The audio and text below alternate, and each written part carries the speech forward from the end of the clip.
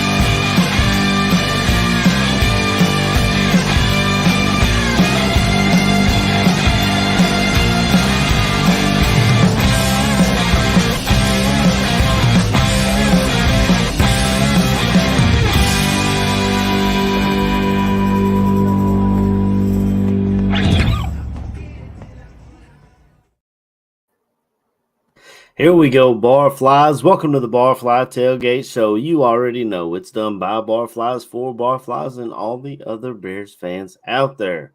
Good morning, gentlemen. We do not have a Bears game to cover today as they played on Thursday, but I thought it'd be a good time to come in and do like a mid-season review, talk about some of the things we saw, some of the things we expect to see, maybe some coaching stuff if they decide to go that route, and maybe even talk about what could happen if somehow Eberflus saves his job and stays. And maybe we'll touch on some draft prospects as well. As I told Jordan prior to coming in, I know quarterback gets hit over the head and everyone talks quarterback, but I kind of want to touch on some of the other positions like pass rusher, 3-tech, center, obvious things that the Bears could use. And maybe some guys that Jordan's looking at, and maybe we can start watching on Saturdays, I watch Kentucky, so I am pretty well versed on what they have and what they don't have, and so I'd like to kind of look at some other players around college football that I might want to see before the draft. But first and foremost, good morning. How you guys doing? I'll start with Chris, and we'll hit some intros, and then get this thing started. I'm going to go over, down, then KB, and then we'll get the topics rolling. Cool. Yeah. Good morning, gentlemen. It's always great to see you fellas. Sorry about last week. I was a little bit under the weather, but I'm back to full force. So great to be back with you. And I know we won on Thursday. We're a bit ugly, but at least we won. And I just know today is going to be another great show with you boys.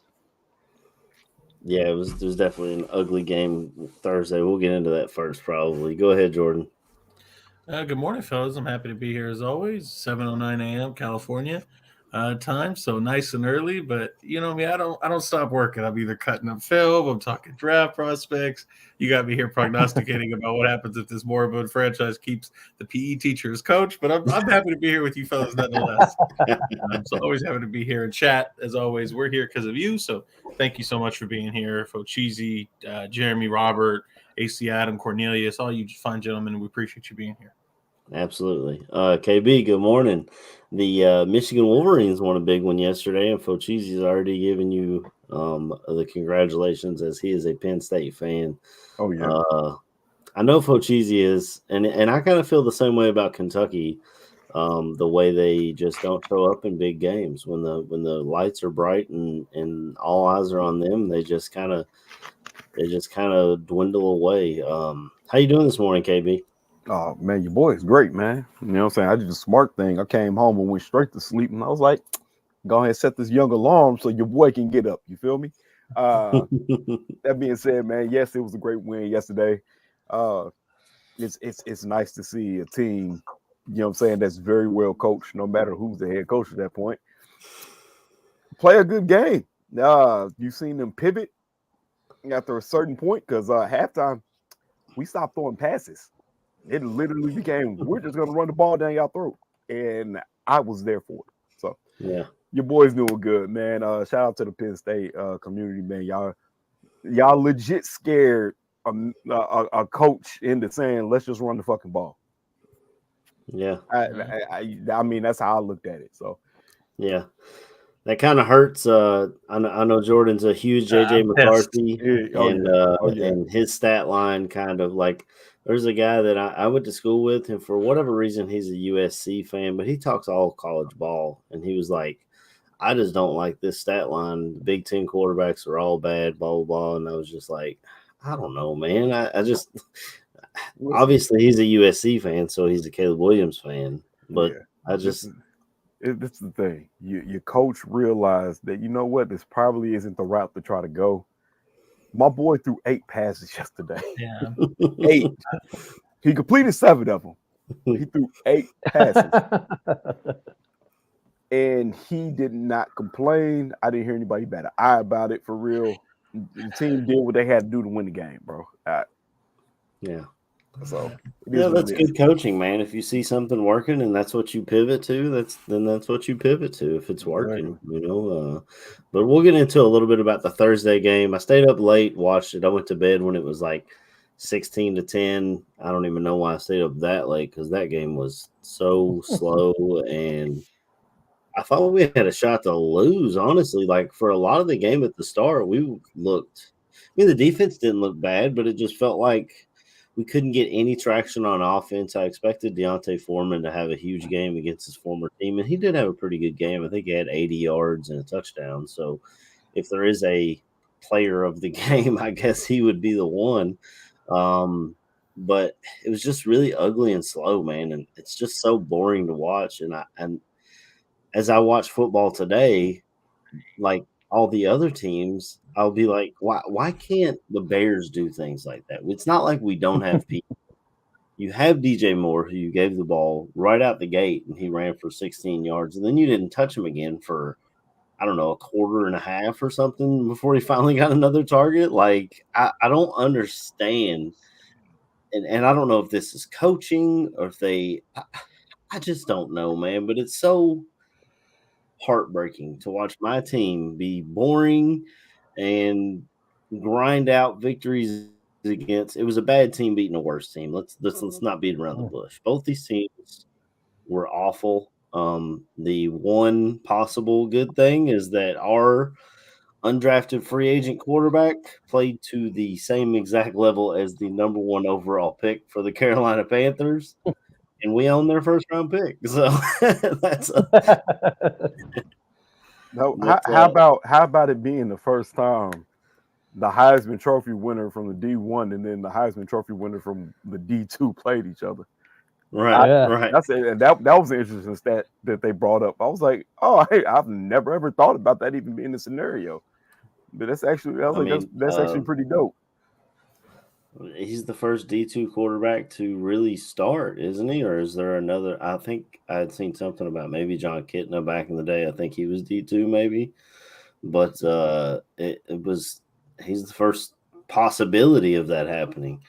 I mean, Bajam was fine. He didn't do anything that blew me away. He didn't do anything. I mean, there was one play where Tyler Scott's wide open in the middle of the field, but we've seen Justin do that as well. You know, and I don't know does that come back to coaching or just not studying the film? I think he came back later and ran the same play, and he did hit Tyler Scott or something.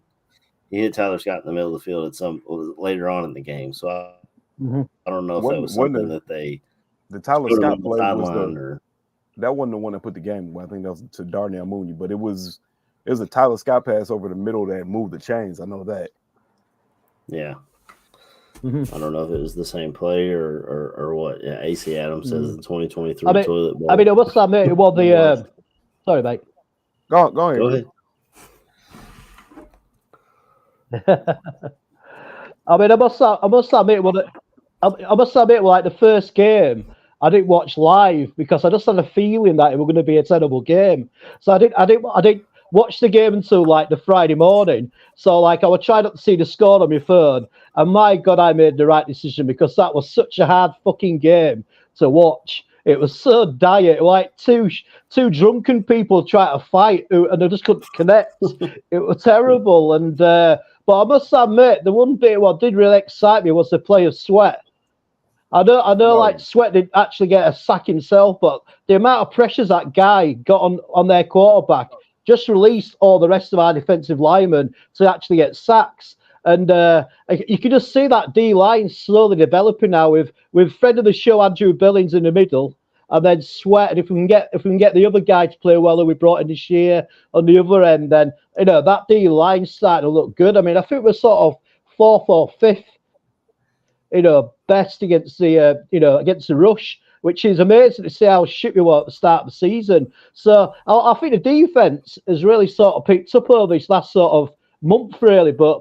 The offense, they just went, for me, it was like overly conservative. Obviously, what they were trying to do is they were trying to make sure that Bajan didn't turn it over so many times like he did the previous game. And they just went ultra conservative. And you could tell he was really sort of doing his checkdowns quick and just, dink and diving the ball out of his hands. So, yeah, I'm glad we won it because obviously it helps us with the draft. But as a sporting spectacle, like AC said, it was lacking in drama and skill a lot of the time. Yeah, it's pretty bad. What did you think of the game Thursday, Jordan?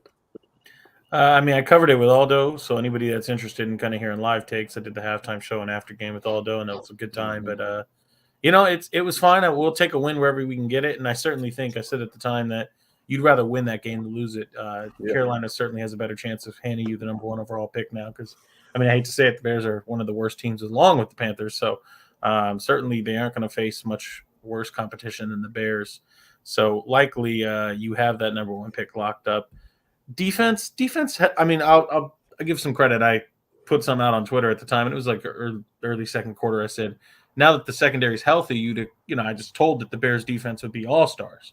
And I think, I got some trouble for that because everybody's like, well, the defense is the reason they're winning the game. And certainly I'll give some credit. I think the defense was solid. I think Eberflus is calling a different style of game than what Alan Williams was doing and I'm sure a lot of that has to do with the secondary being back. But it's important to also remember that they are playing the kid with the pop gun arm, and he can't see over his offensive line, and the offensive line is severely regressing, and they're on their second play caller of the season, and they're at 1 win on the season. It's all about nuance and context. So I think Chris said it, to Chris's point, I thought it was a really ugly game. It was. And I mean, I'll touch a little bit more on, AC, you were asking, I wonder if it's the coaching or what it was. I mean, Tyson said it himself, and it looked like it during the game, and then luckily he reaffirmed it, which is, Coach told us just don't turn the ball over and we'll win the game. And so what you saw on Thursday night was the perfect example. It was one step above J.J. McCarthy yesterday, but it was the perfect example of telling a quarterback, we're going to neuter you today, and we're going to ask you to simply just throw, the least amount that you have to, and don't take any shots. It's not worth the chances. Don't think that you have a cannon. We're going to just have you throw screens and throw flats, and maybe you can throw an occasional out or a dig if they're wide ass open. But other than that, don't put the ball in harm's way. And we're going to play ugly football. And you heard Eberflus talk about that after the game. He was, feeling himself, being all happy and cheery, talking about, well, it was a defensive game. And, it's fine. He's allowed to think what he wants. But I want to sit there and go, it didn't have to be a defensive game. You guys are 2 trash franchises this season. You're playing horrendously bad, and you turned it into a defensive slugfest. When the reality is, if you hadn't put a collar or a leash on your quarterback, maybe we could have done something different. Yeah, Flus came out after halftime and said they had something up his sleeve. I guess something up his sleeve was kicking field goal to go up 6 instead of 7. Like, as he did it, I was like, "Why? How do you not go for 2 there?" Like, just conservative play calling. Like, and luckily we were playing the Panthers. Anybody else would have taken advantage of that, and I think beat us. I hated conservative play calling. It's just something to watch. You know what I mean? Like, I'm glad I was able to go to bed and feel comfortable because I have to work early. But like, Give me some. I'd rather stay like the night we played the Commanders. I stayed up and watched that entire game and went to work with like 4 hours of sleep because it was just so fun to watch. I did like what Chris said about Montez Sweat getting the pressures and raising the level of the rest of the defensive line. We saw Justin Jones playing pretty well. Ngakoue got a sack. It was, I mean, that's positive to see. I'm happy to see. I love Jack Sanborn. I'm so glad I bought his jersey because he is just out there wreaking havoc. He did drop a game-sealing interception, but that it almost makes me think. And as much as I loved the signing of Tremaine Edmonds, did we waste a lot of money there? Like we had Jack Sanborn in the building, and it's just kind of like Edmonds is fine. He probably would have made that pick, but other than that, what does he give you that you're not getting from Jack Sanborn? I don't know if you guys, anyone answer me. I mean, it's length. To be frank, it's length. It's athleticism.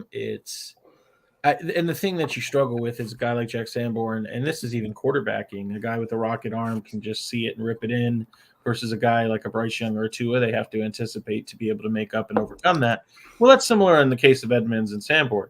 Sanborn's got a good enough football intelligence on the field to be able to read out plays and be where he needs to be, even if he doesn't have top end speed. It's kind of the TJ Edwards effect, where unfortunately a guy like Tremaine Edmonds doesn't necessarily, he's never shown fantastic instincts. He's much better in pass coverage, but you also just can't teach length and athleticism. And there's not a lot of linebackers running around at 6'5", 240 that run all over the field. And again, I'm not trying to excuse Tremaine Edmonds' play. I'm not trying to say that Jack Sanborn hasn't looked better. All of that's true. But I think you fellows, at least you fellows know, I'm as harsh on the Bears as you're going to find. But even I have to sit here and admit that at least the last time you saw Tremaine playing, he was playing, I believe, with Alan Williams. If he was playing, he maybe had a single game with Eberflus, and some of the dials and the tempo of that defense's play calling has changed since he's been out, and so we'd see what it looks like. He also didn't get a chance to play when I'm not telling you that Dexter or Pickens are leagues better than they were when he was in. But the whole idea of a guy like him is you can't have offensive linemen coming up to the second level and putting hands on Tremaine Edmonds. That's not his game. And unfortunately, when he was in, there was a lot of that going on. Yeah, that's true. I guess the height and speed. Like I said, I liked Edmonds a lot. And maybe I'm just a biased fan who has a Sanborn jersey. But man, look, I feel like this. If Sanborn's had Edmonds' length, we'd be looking at Fred Warner. Oh yeah. If he had his length and size, we'd be looking at Fred Warner. Yeah. Because instincts wise, I give the nod to Sanborn. 100%. The kid is legit. What the Eagles got with TJ Edwards, he's so instinctive. He knows where the ball is going to be. He's going to be there. Yes, he's held back by the limitations he has, even though sometimes it looks like he doesn't run the 4.7 that they say he runs. It looks like he's a little faster sideline to sideline than what he actually is. But the kids, he just seems like a natural born leader. You got to be happy to have him on your team. I don't know how you can continue to not keep him on the field at this point, though, because I want to say he probably looks like one of the better defenders we have right now.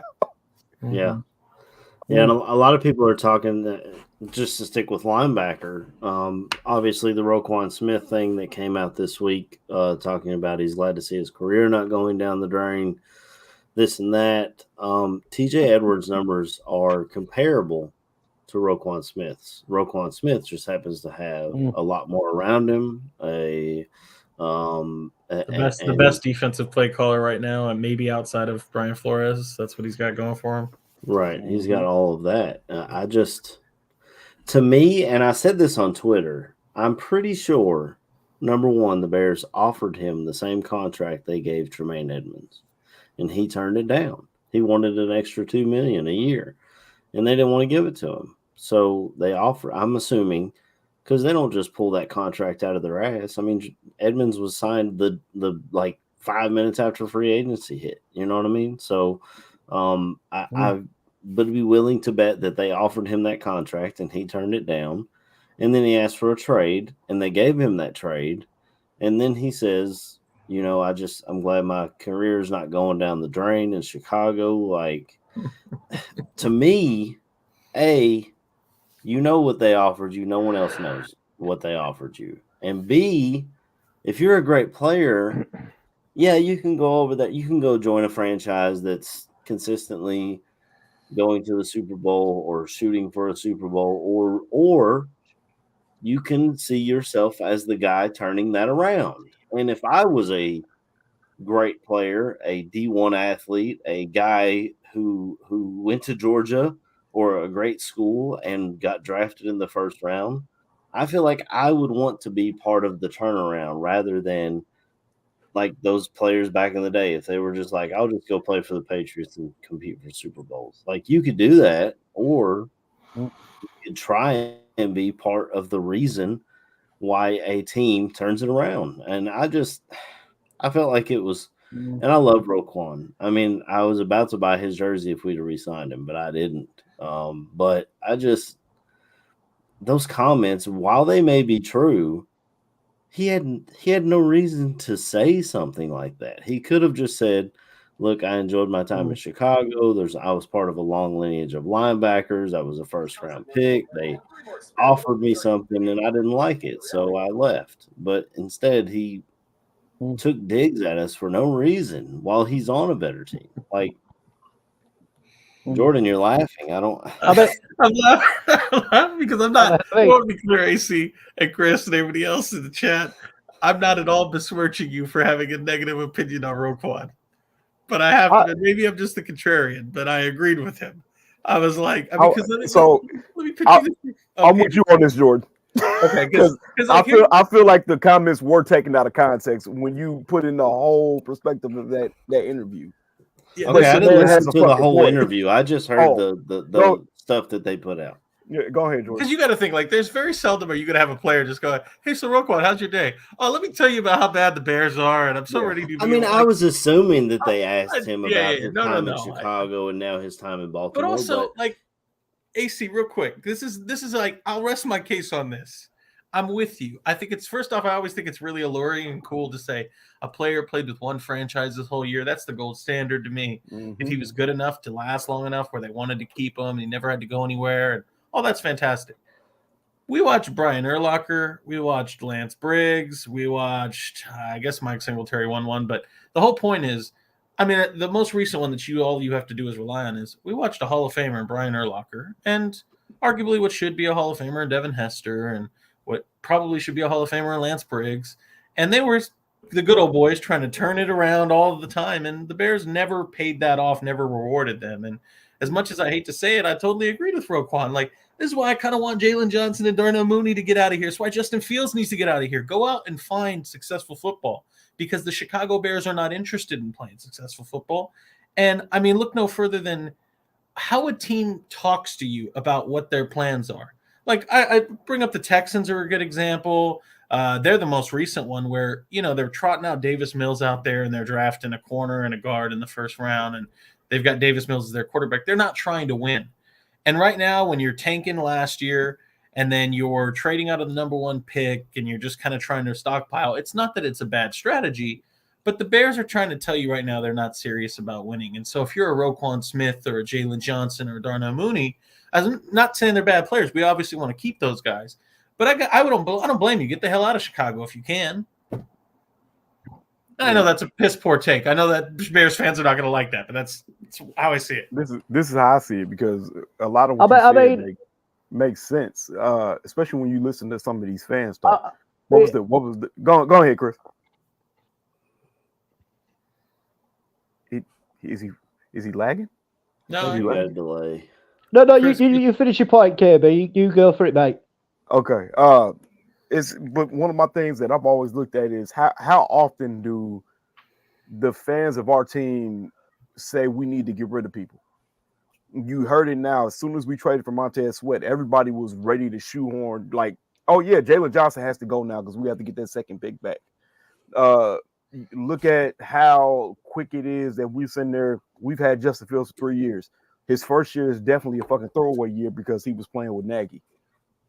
Then it's all of a sudden we need to get Justin Fields out the door. Oh, we should trade Darnell Mooney. We need to trade Chase Claypool. It's folks saying we need to trade Yannick Ngakoue, even though he's here for a fucking year. Like this, my point is that we, even as fans, are so quick to try to turn this roster over, and it's a reason why we don't have talent. All the talent that we always have, people are ready to get out the door, and even when we have the talent, they do push it out the door. Roquan Smith's whole conversation, yeah, they asked him about his time with the Bears. He sat there and pretty much said, I loved my time there. He loved being in the city. He loved being on his team around his teammates. But when the shoe was down, you had to look at this man's been on this team for what, 4 or 5 years now, and you've been to the playoffs and had a serious chance of contending once. And then you look at the fact that, you know what, we're not going to go anywhere in these next couple years. Yeah, the man, at a certain point, you have to look out for yourself and what's your best interest. Sometimes money isn't the best interest. Sometimes going somewhere else where you actually have a chance to do shit, especially when it's something you enjoy, yeah, you go take that chance. So no, I'm not mad at Roquan for what he said at all, because like I said, it was taken out of context. All he said, he didn't say the Bears staying on the Bears was going to waste the time. He didn't. But what he said, it insinuated it. Hey, I enjoyed my time in the city, but where I'm at right now, I'm just happy at the fact that I can contend and my career isn't going down the dumps. Yeah. That what he said is the truth, whether Bears fans want to hear it or not. If y'all don't want to hear it, stop supporting the fucking team. Because the sad part is what he said is the honest to God truth. We have rumors, and what we all have to come to the humbling reality is the fact that Eberflus might still be here next fucking year. That's a humbling reality we have to live with. Eberflus might be the head coach next year, because how many times have we ever sat there and said what the Bears should do because it makes more sense to us, but the reality of the fact is, oh, it makes more sense to them to do what the fuck they're doing and keep mediocrity in the building. That's all I'm gonna say. Yeah, it seems like the defense is starting to come back together. But you did say something about money not particularly being a factor. But for Roquan, it seemed like it was. That was a large factor. I mean, he went to Baltimore, and I believe they made him the highest paid linebacker in the entire league. Correct or wrong? No, they did. So they did. So money is a large factor for him. On top of that, the guy didn't have an agent. You have to have someone in between saying, so you're not hearing all of the factors of why they don't want to make you the highest paid linebacker in the league. What are the factors between that? And your agent is supposed to be between you. Now, the Ravens now have 2 players with no agent. So they know as an organization how to re-sign those players and how to make it work. And a lot of teams don't. I would say majority of the teams don't. I mean, KB, your cousin, what did he do when his contract was up? He didn't say a word to us, your family. He didn't say a word to you. All of a sudden, he gets his contract. It's not like this organization is not willing to pay players when they play above and beyond what their contract is. We saw it with Billings. I would love to have seen it with Justin Fields, but we haven't seen it on the field yet. But in Roquan's defense, you can see this team going into another rebuild over again. We need a new coach. We need a new quarterback. Yeah. So he was like, well, if I'm going to be here, I'm going to be paid for it. So I can't blame him for getting it. Go get your bag, bro. Good for you. But I didn't like his comments when he left, saying, but like I said, I didn't read the entire article or hear the entire interview. All I heard was my career's not going down the drain and I'm competing for championships. And to be fair, I mean, just real quick on that, I stand by everything I said. I'm happy. I'm happy to see him get out of Chicago. I do think that a lot of players, unfortunately, waste their careers here. It's what I've said about Justin Fields a lot, too. Like a guy that's that talented, one of the best, most talented quarterbacks in the league, is watching his career waste away and putting attrition on his body when it's not necessary. Go to a competent franchise and see if you can make something out of yourself. But all that said, let's be very clear because I'm talking about Jalen Johnson, Darnell Mooney, Justin Fields. Roquan Smith, and it's a good move on him. It's a good move on Poles to get rid of him. Wasn't playing particularly well, and I know you could say, well, it's because they were in a teardown. He is not a 4-3 linebacker. Sure, you can try to shoot him in, but there's a reason he's rose back to prominence. And the benefit is he's playing in a 3-4. Yes, he's got good talent around him, and he's got good play calling, but he's fundamentally playing at a different scheme that says, we're going to put brick shit houses in front of you, and they're not going to touch you, Roquan, and that you can just roll them the sideline to sideline. That is not what this defense allows. And it's what we're talking about with Tremaine Edmonds, too. Like, what is the issue? And I know Tremaine came from a 4-3, but again, what does Buffalo have? Dogs. Even if they're not the most effective pass rushers, they also have plenty of lines, of defensive lines, to just make sure you don't get to the linebacker. So, I mean, we can talk Roquan, but I mean, I think some of it's good for him. Some of it's also, he wouldn't have been a fit for the Bears, honest to God. Yeah, and we all kind of saw that too. He didn't fit this new scheme that they were going to. They tried to pigeonhole him into the will linebacker last year, and he wasn't playing great. And as you said, Jordan, he didn't really fit this scheme. I'm not myself. I'm more of a 3-4 guy. I always have been. I don't know. We need to move on though. There's a lot of other topics to cover, and we just spent probably 20 minutes talking about a guy who doesn't play here anymore. But as far as guys who do play here and who we are looking to possibly get extended, do you guys think they get something worked out with Jalen Johnson? I know guys are in the chat talking about Eddie Jackson. I don't know if they'll keep Mooney. I think they see Tyler Scott as giving them what they get out of Mooney. Chris, I feel like we haven't talked to you all day, man. Tell me about Jalen Johnson. Do you think they are able to work something out? And then if there's players I talked about, go ahead and touch on those as well. Yeah, I mean, I'm desperately hoping that they are going to keep Jalen Johnson and Mooney, because I think really we need to start keeping these good players to start so we can sort of build around. And that's illustrated by how they brought in Sweat and and how he sort of made the rest of the defensive line play really well on Thursday night. So I really hope that we start try to keep these top-notch players, because if we don't, we're always going to be in this mediocrity circle of rebuilding. We need to get that core star players so we can build around them and keep adding with a draft so we can improve the team itself. So I'm desperate for him to keep him. I think Mooney should stay. I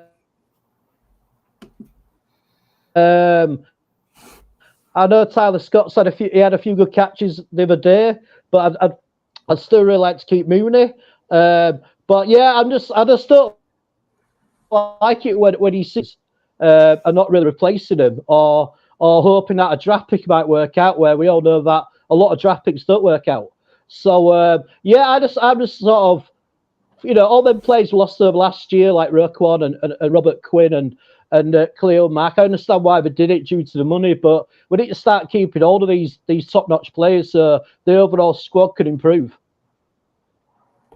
Yeah, I agree. I like Jalen a lot. I just don't know what he's looking for. Like when he comes out in a press conference and says he's the best corner in the league, like I love you, Jalen, bro, but you ain't the best corner in the league. I don't even think you're the best corner in your division.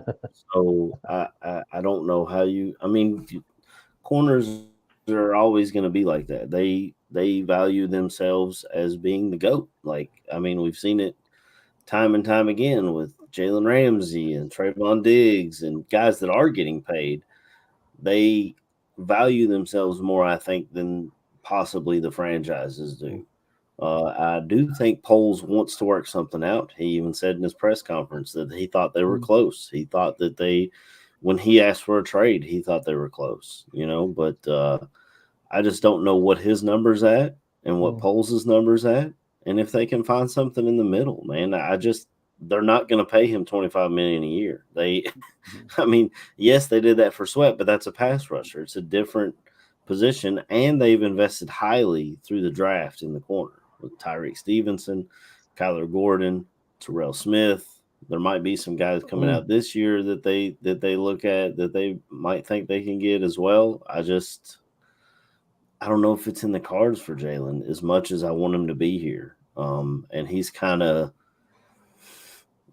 going off on his own. He gets a lot of radio hits every week at the Score where he's kind of talking out about it and lets people know how he feels. I don't know. What do you think, Jordan? You think they'll bring back Jalen or? That one I do think. I mean, we'll see if Eberflus stays, but I would.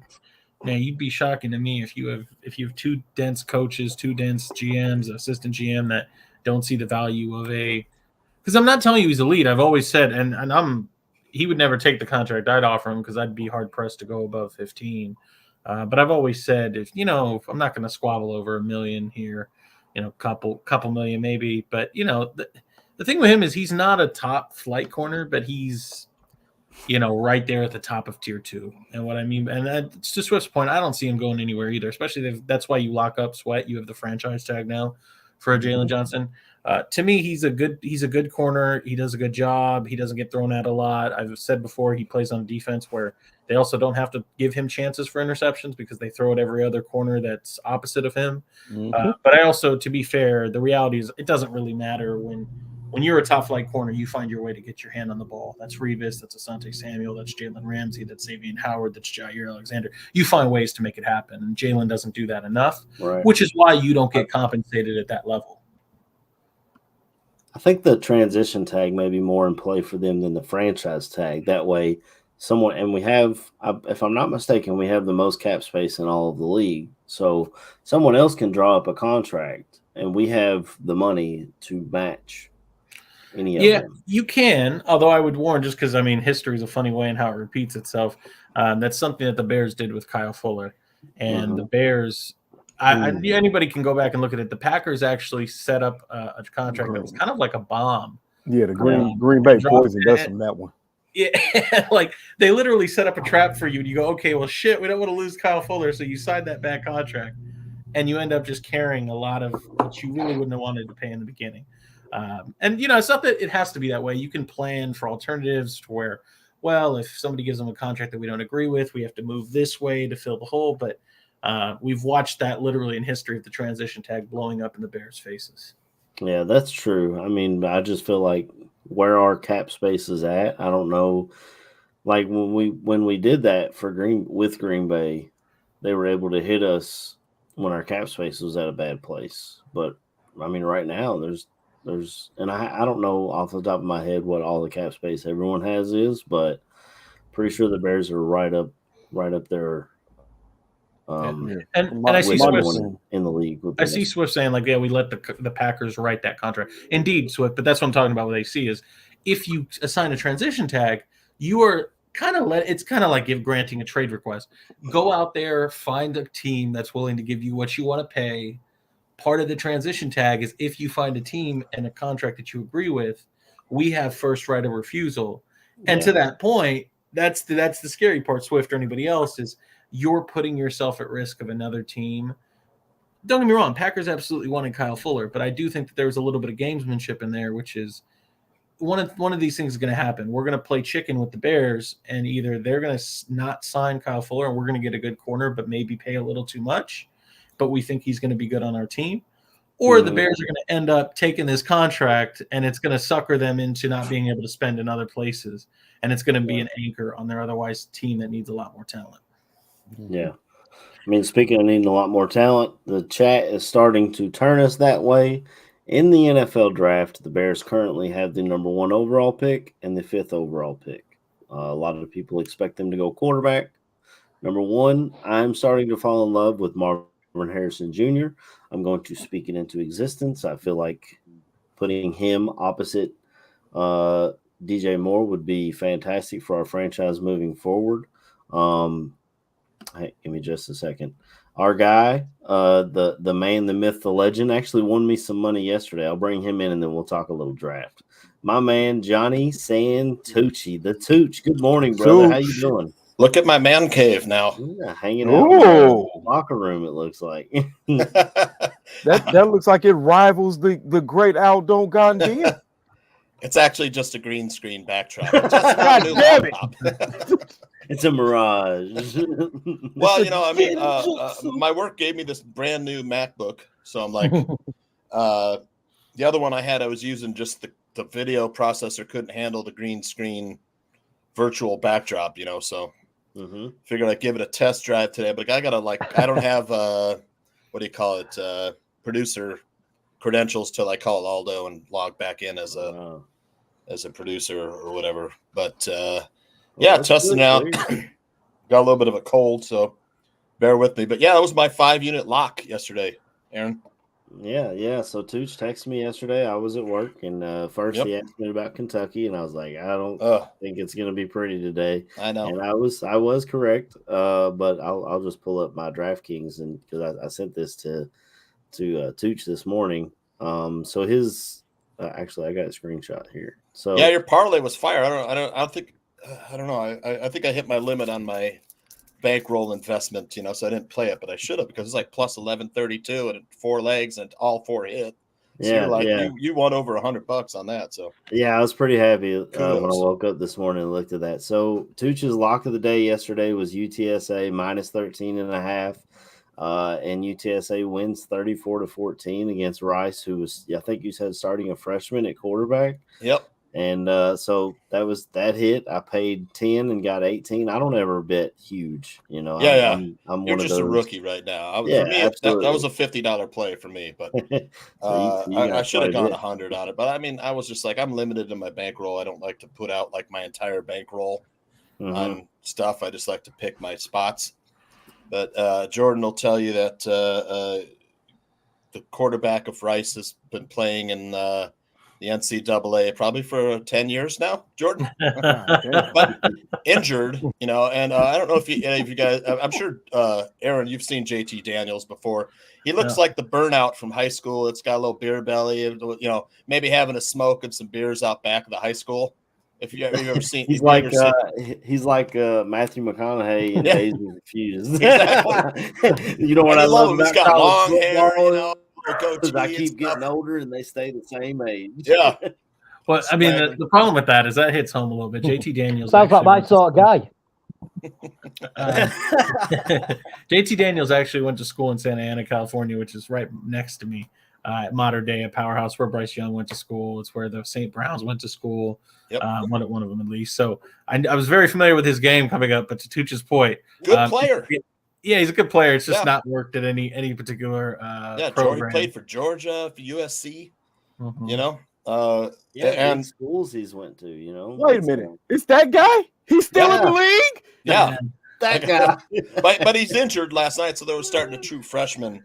And, I mean, it's he's no different than Sam Hartman. Sam Hartman's just milking out every chance he can get in college. Yeah, there's other guys that have been playing forever too. But UTSA has a really good quarterback named Frank Harris. A lot of them out. Frank Harris on UTSA, good player, can run, throw. They have a decent team. Past few games, they've been blowing teams out. So I was like, Bryce coming in, no quarterback, slow defense. Give me 13.5. But the halftime score was 10-7. So I was like, what the hell? Did I cap this wrong? And then boom, blew up in the second half. We got our play. But listening to the show in the background, you guys are talking some stuff. I know Jalen Johnson is one. For me, you have to re-sign Jalen Johnson because we don't have anybody better. Quarterback's a position that you need to one of the premier positions. The top, edge rusher. But the Bears mid-season, I think last week I gave you my mid-season report with all the dates and all the things the Bears have gone through. But we beat the worst team in the NFL by 3 points. So I mean, while I love the win, I had the Bears minus 3 to that one. That was a push. I like the Bears to win in that game. They won. But we still have a terrible coaching staff with an offensive coordinator that doesn't to me, doesn't put players in a position to win. He doesn't adapt to the game script or game flow very well. You know, he doesn't set up his plays, you know, by showing one formation and going off it down the next. And, you know, I forgot the second half where we lost to the Saints. We had a ton of success in the first half.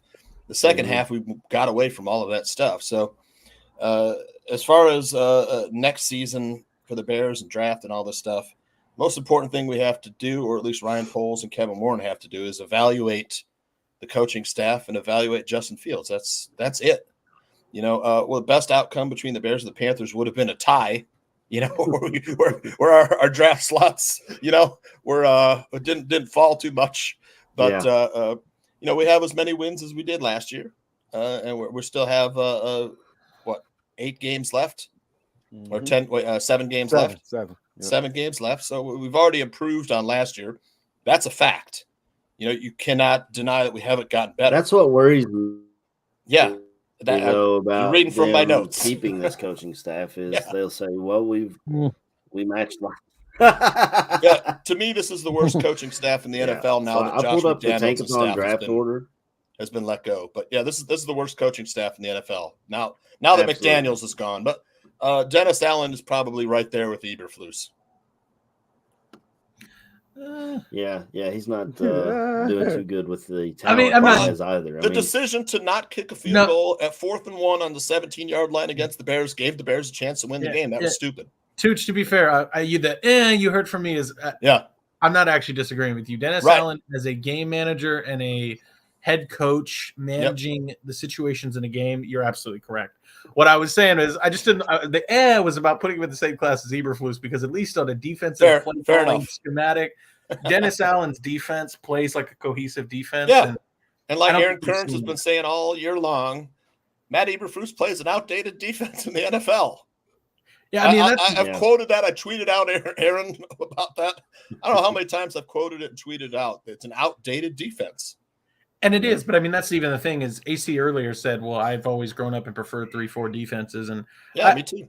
I mean, and I'll give you an example. Like, I don't mind the 3-4 and it creates more versatility, but I've actually always been a proponent of the 4-3. I like an even front. And it sounds like it can be an outdated thing, but that's the thing is the coach that's calling it is what's making it outdated. Yeah. You can look at what the Saints do. You can look or at the Vikings. Browns or I mean, you can look at other even front teams. 49ers run a 4-3 as well. So it can work. You can operate it at a functional modern level. Sure. But unfortunately, and it's not I'm even just about talking about the Tampa 2, which is the basic philosophy of Eberflus. Yeah, it's this matriculate down the field, don't let up any explosive plays. We're going to run to the ball. It's all that bullshit that we hear about. Yeah. Swift says that we run nickel a lot. So, and I'm like, as I was saying, I pulled up Tankathon's. So does every team in the NFL. Runs nickel most of the time. Draft order. It's a passing league. New England Patriots are 4, and Chicago is sitting at 5 on their own pick right now. But Swift with Kyler Murray coming back, hopefully the Cardinals can win some games. I've got the Patriots up right now. Last I looked, the score in that game is 7-3 between the Colts and the Patriots. So a real barn burner out there in Germany going on right now. If you live bet that game on DraftKings, you get a free bonus bet. And I was like, all right, 8:33 came in. I got Patriots are driving, man. I don't like this. And 3-0. I had the chance to get Colts money line. I was like, should I bet Colts money line? And then I was like, fuck it. I'll wait till halftime. And then now it's like 7-3. You could get Colts money line +1, even money. So didn't pull the trigger though. But I Colts -2 is on my card. I don't know why I brain farted there. Yeah, they so some of the teams between us and the New York Giants look awful. I mean, they didn't have a quarterback before with Daniel Jones, and now they've got Tommy DeVito, who's he still lives with his parents. I found that out this week. So I just don't know, and they'll be fighting for one of those quarterbacks too. He's going to be living with DeMarcus Lawrence and Micah in the backfield today. Man. I forget. He'll be asking for mommy. He'll be asking for mommy by halftime. Yeah, that spread was contract minus with Jones Micah Parsons tradable and DeMarcus or Lawrence. his new roommates. Is it cuttable, KB? I don't Sure. think so. I think they guaranteed him a lot when they re-signed him. So if they cut him, I think they're out a lot of money. So, We're but talking about they'll Daniel Jones? want to. Yeah, Daniel Mhm. Jones. Oh no, that he's not. I'm not telling you he's like he's got some very similar. It's not the same length, it's not the same total, but it's the Kyler Murray effect, which is, and the Russell Wilson to some expectation, which is, if we let him go, it's going to sink our ability to build the roster in other ways. So Okay. even if he's not the guy, you don't have another option to go get another veteran. That's not the answer. You'd have to draft a rookie and then just let Daniel Jones be your backup. But the problem with and this is the Russell Wilson thing. If they want to draft a rookie, it's with, all these other quarterbacks in these bad situations, is that inherently that just creates such an awkward answer, which is, oh, hey, look, here's our first round quarterback, and that's the guy. And, oh, but isn't last year's model the guy that you paid $50 million a year to? Isn't he? It's such a mess. And Joe Shane, that is his magnum opus in the opposite way of his biggest failure as a GM right now. Yeah, I think He the from- Giants. he passed from the us in city, boy. Draft right? We're behind the Giants now, I think. Or Yeah, draft yeah. order dropped to 5th. Mm-hmm. Yeah, we're dropped to 5th right now, and the Giants don't look like they can. I don't see them winning very many more games. I mean, even ask Jordan Silvera, number 5. What's that get you? I mean, you're out of the running for Drake May, Marvin Harrison Jr. or Olaf. Yeah. Rashad, you still have number one though. Yeah, so I know we still have one. Fine. Well, But they're going to use a number one on a quarterback. So, 5 still gets you good play. I mean, this is the thing that you got to realize, is that when you at least have, and I still believe that there are 3 quarterbacks, honestly a little more, but at least 3 quarterbacks that really are. You love JJ, and I love him too. I mean, well, look, man, I'm not going to get off that fucking trade, because here's the I thing: know. is like anybody can sit here and you he's can good, tell me man. about, and this is not a shot at Caleb Williams and Drake May. I like those guys I'd too. rather have JJ than Caleb Williams. Because anything you tell me about Caleb, I've got, like, here's the thing. Talk to me about Caleb, and inevitably things come up. Like, he doesn't play in structure well. He has a fumbling issue. He's not exactly the biggest guy. Maybe it's his persona. Okay. Drake May, well, he does have some boneheaded interceptions. He's not the fastest. He doesn't play in a pro-style offense. How actually ready is he for prime time? Is he Herbert, or is he Allen, or is he just another Brock Osweiler? There's questions, but I like, and that's what I'm saying. I'm giving you the negative on all of them. When we talk about, gotta say, I'll pass on to you. That's fine. I mean, I'm picking on you a little bit, Matt, but like, you like the king of mid and Router. If he's there in the second round, you got to pull the trigger for your team. Well, and I'm just, when you I talk don't know about if he's getting JJ, through the first round though. tell I me, know. what is the issue with JJ? Like, when you're, oh man, he's got a fumbling issue, or oh man, he throws a lot of picks, or what's JJ's issue? I'll wait. I mean, I scouted the guy harder than anybody, and my biggest issue is his frame. I don't think he's the biggest guy. I can give you some things, because I'm ready for it. My thing is this: me watching JJ McCarthy, I know the kid runs the 4.4, you know what I'm saying, but I'm looking at size. He has a slight frame. He does have a decent arm. I will give him that.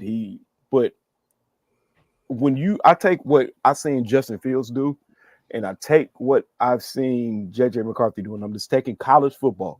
Mm-hmm. Yes, that Ohio State offense is wide open. You have dudes running open all the time. But there was this sense that when you went up against the Justin Field led Ohio State Buckeyes, this team was fucking unbeatable.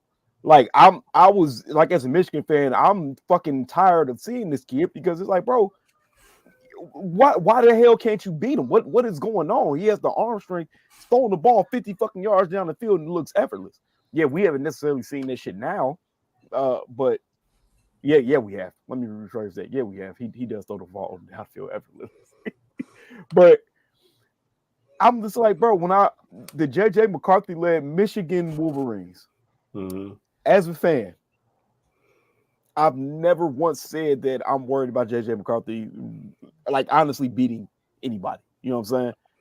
Wow. Yesterday kind of was like one of them things. Yes, you pivot. JJ McCarthy you didn't need him yesterday to beat the Penn State Nittany Lions. You didn't. And they showed it at the halftime. I like JJ. He is a good player.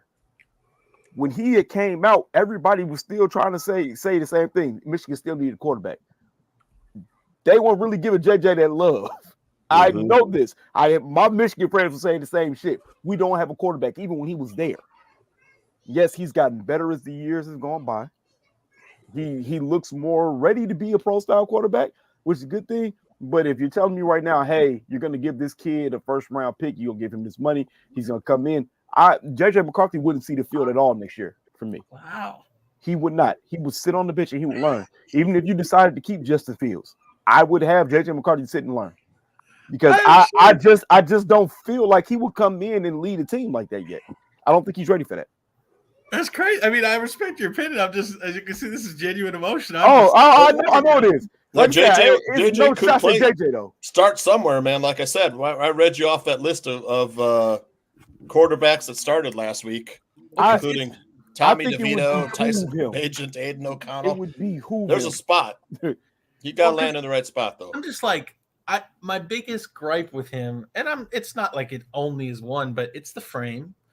It's the fact that he doesn't get equal opportunities, which is challenging. But like, I'll give you a great example, and this has been all year, and it's fine. It's where he went to school, but Drake May and I mean even Caleb Williams, but really we're talking about North Carolina here.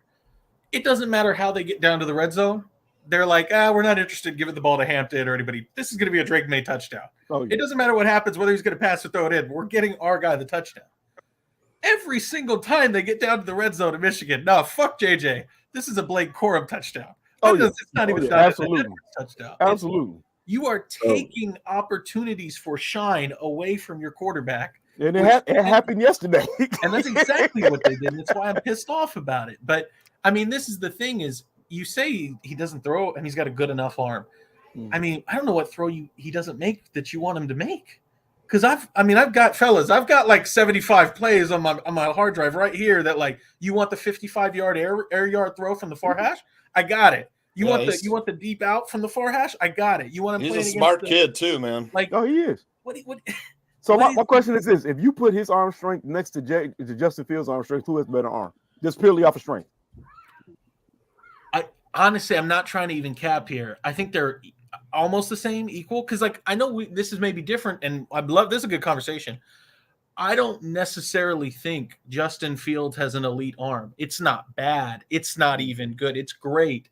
But if you were like, hey, man, who's got the best arms in the league? Justin Fields, I mean, it's not top three. Oh, no. I'm not getting top three. Maybe it's 5 to 7. Like, I was going to say, I'll probably put him maybe somewhere in the top 10. Not top 10's fine. And that's what I'm saying. 100%. 100% KB. And that's what I'm saying is with a guy like JJ McCarthy, I definitely don't think his arm lacks in any way. I mean, because like, let me give you an example. If you were to ask me like, hey man, build an offense for JJ McCarthy, the first staple thing I'm doing, because I see it all over his tape and he loves doing it. It's like how they get him warm is they ask him to throw out routes. And oftentimes he's striping them consistently from the far hash. So it's not your traditional, I'm just driving at 15. No, he's going from the opposite angle of the field and driving it in there with velocity. The guy that's doing that is kind of his warm-up. Let's get him ready to go in the game. That guy's got a hose. That guy's got plenty of arm to deliver anything you want. Where I guess you would say he's more restricted is, and again, some of this is, don't tell me what he can't do. We haven't seen it yet. Show me what he can. He doesn't drop his arm angle and throw it in 100 different ways like Caleb Williams or Drake May. But I also just think some of that, too, is who he's around. Yes, he's got Donovan Edwards. Yes, he's got Blake Corum. You say about the Penn State game yesterday, and that game drove me crazy because I understand why you would do it as a coach. But the reality is, and Fauci's saying, I'm going to die on this hill. Absolutely, I'm going to die on this hill. Because there's a situation where you have an offensive line coach. And what do offensive line coaches like to do? They like to run the fucking ball. And and then the other thing, too, is, I mean, we can talk about, I'm not saying Drake May or Caleb Williams have the greatest offensive lines, but they also have Brendan Rice and Tez Walker and everybody else. JJ McCarthy's been throwing to a graduate assistant in Cornelius Johnson, or a graduate student, and then he's throwing to Roma Wilson. Roma Wilson's the only guy he's gotten. If you want to sit here and try to tell me that Colston Loveland is a star tight end, miss me with that. So no, he's not. Who's JJ playing around? Nobody. And this is what I'm saying. Like, they had to run the ball. You know why they had to run the ball, KB? Is because their offensive line couldn't get any pass protection for the kid. I was gonna say this is a perfect example, okay, of what I said yesterday, because I believe you retweeted what I posted when I said just give me the entire Michigan staff, okay, if the Bears asked everybody tomorrow and they said we're picking somebody, give me Harbaugh and let me get that entire Michigan staff. I definitely want we watched a coach sit there, and we're talking about the backup coach. I can't remember what his name is right now. Moore, I believe is his name. The one who Sharon Moore, yes. Sharon Moore. Come in, and I watched as he made adjustments. This man sat there and said, "You know what? My offensive line ain't doing shit going backwards. What can they do really fucking good? Go forward." And I've watched the Bears backpedal and backpedal and backpedal. And now, once did anybody ever say, we probably be good going forward? It starts by running the fucking ball. Yeah, it you're bringing up a lot of stuff. So they said, Jordan, you're going to die on this hill. Last year, you had hills you were dying on, as did I. Larry T's thing here. Hard to predict quarterbacks. Who thought C.J. Stroud would explode in the NFL? Will Levis also successful? I mean, I'm going to pat myself on the back. I had Levis second best quarterback in the draft, and it's kind of showing. I liked C.J. Stroud a lot too. My biggest worry with him was where he went to college, as opposed to what I saw on the field. I was worried about Bryce Young.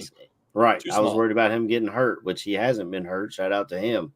But yeah, so we die on this hill that the prospects that we like, and it's came out since then. Larry T says that they'll eventually expose quarterbacks' weaknesses here in the league and stuff like that.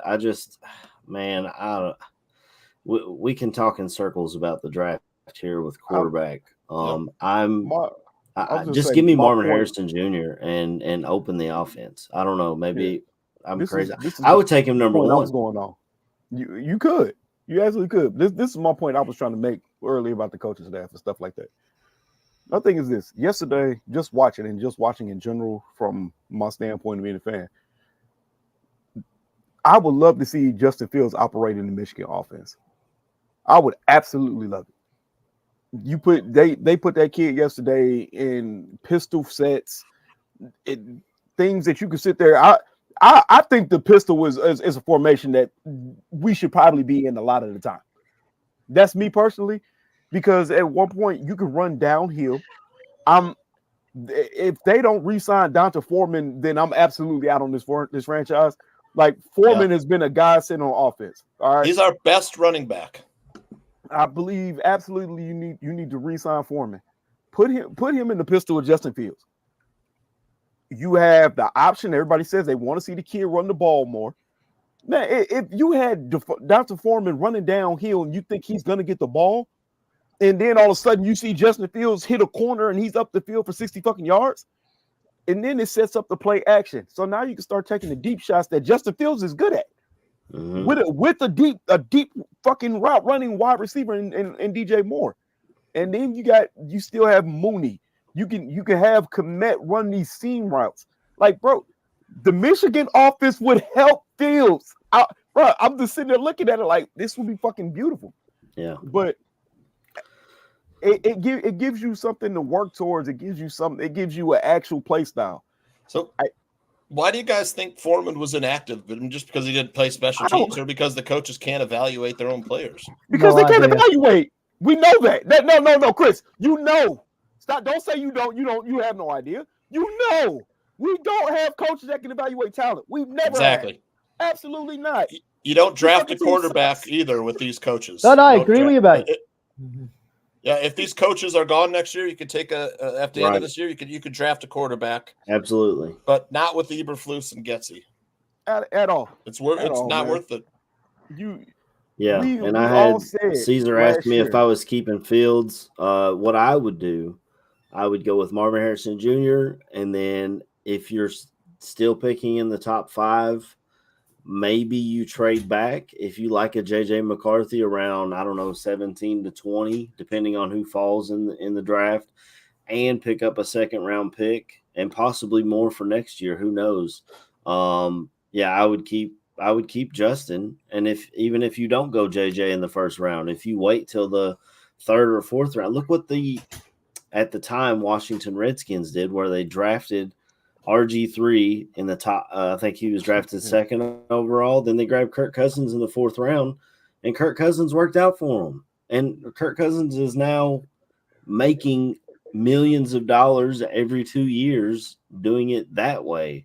Like you don't have to pigeonhole yourself into this is my 1st round quarterback.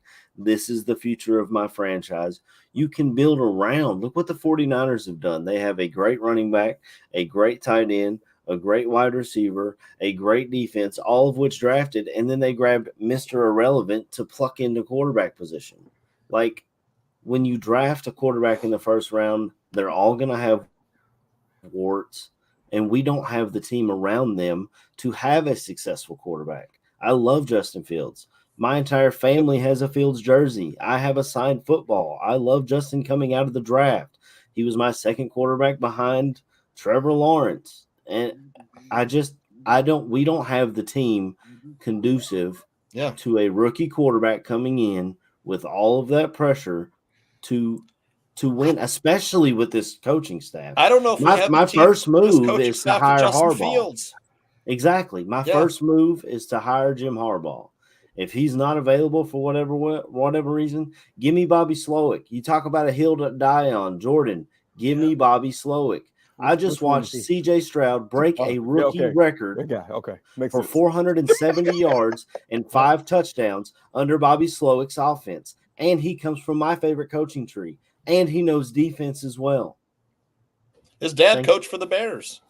Well, look at there. Oh, yeah. Shit. I mean, you guys don't remember, right? He was on Wanstead's staff. Wani. Yeah, I remember him every week. I remember telling you about Bobby Slowick. You were like, his dad? Is that his dad? It's like, I don't know his dad, but I know his name is Bobby Slowick. He was on Wanstead's staff. He has this really thick Southern accent. I think he's from Mississippi or Alabama. That's another positive. You're telling me all positives. No, I'm just saying. I remember him. Bears used to have a safety named Marty Carter, or number 22. He was a Middle Tennessee State. He was an excellent tackler. Wasn't the fastest guy, but man, he wrapped up. He led the team in tackles. Marty Carter. He was on Wanstead's team, and they'd have Bob Slowick, the dad, on a defensive coordinator press conference. He'd come out and he had the thick Southern accent, be like, Marty Carter, that guy, he's the best safety in the NF of L. You know, I'll never forget NF of L. You know, it's like the National Football of League. Yeah, exactly. He's the best safety in the NF of L. That quote stuck with me forever. You know, so Bob Slowick has history here. Bobby Slowick would be great too, Jordan. Good suggestion.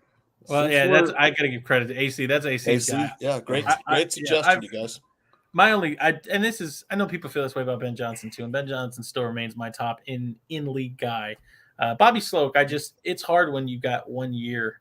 We're not even a year through, and gotta be careful. And this is where I push back a bit with AC, and it's not. You're absolutely right, especially with this. When you add the variables like this coaching staff and this organization, then 22, 23. I thought it was 22. I guess 23. But, this organization, this staff, absolutely, I'm with you, AC. But I think where I'm not is saying you have to have a team built up for a quarterback.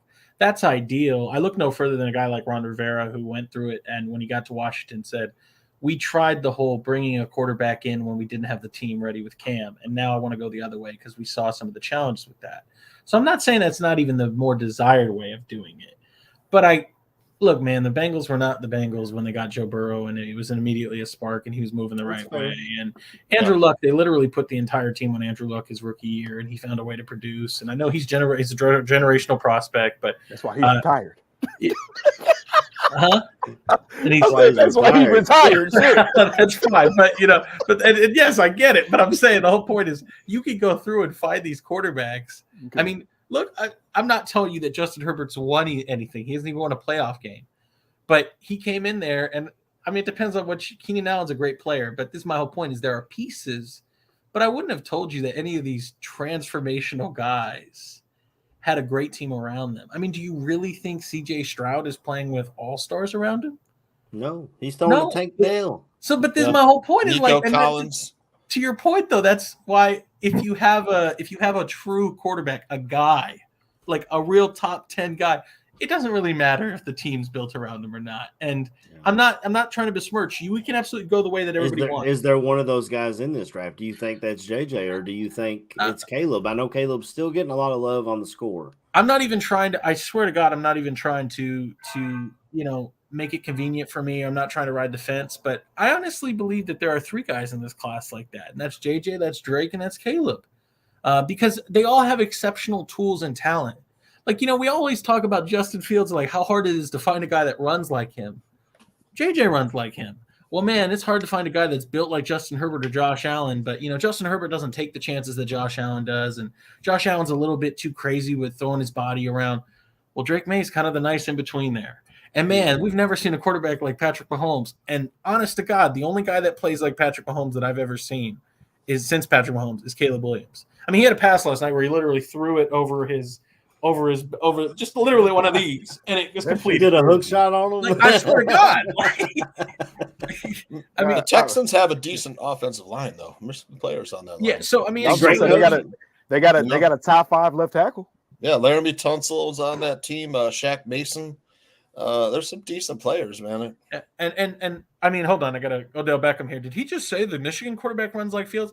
Hey, yo, hold my jock strap, homie. He runs a 4.4. Check yourself. Justin Fields runs a 4.4. So, I mean, slow your roll. But with that, I mean, I like a lot of quarterbacks in this class. I'm not a huge Bo Nix fan, but I mean, one that doesn't get talked about enough is Cam Ward. I love me some Cam Ward. And that's the Washington State quarterback. I'm not telling you he's a guy that you take top 15, but a guy that I like the tools of. J2K is talking about Jaden Daniels. I was going to say, I like Jaden Daniels, man. I'm not saying that's a top pick either. I'm saying tools-wise, and he's played on a team that wasn't necessarily super good. Does a lot for that team. I think Jaden Daniels is one of those guys that trusts himself to do things that he can't do. I mean, I saw him try to hurdle a guy. I saw him try to hurdle a guy week 1 against Florida State and literally get jackhammered into the ground. Like, I just don't want my quarterback taking those kind of hits.